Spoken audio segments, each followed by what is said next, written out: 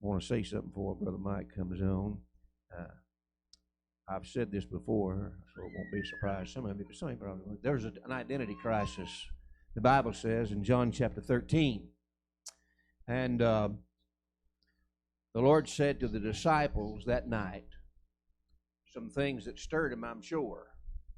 He looked at them and said, one of you is going to betray me. And to a man they said, is it me?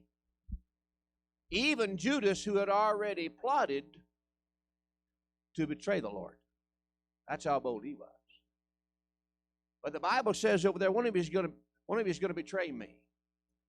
And then if that were not enough, on the other side of the verse I want to share with you, the Bible says that Jesus looked at the leader of that group and said, Peter, you're going to deny me not once, not twice, but 3 times.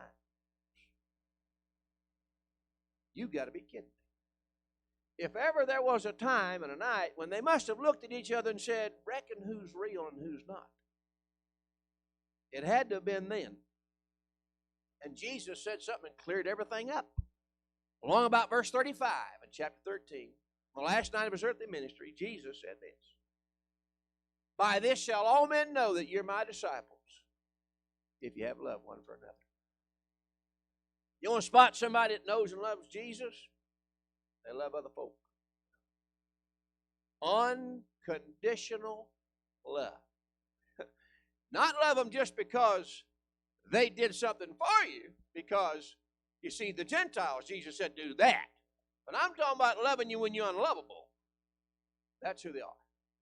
I met just such a feller, and I've come to love him. He and his family, and they're here with us today, and I've asked him to come sing for us. Brother Michael Clifton, and would you make him welcome this morning? Amen.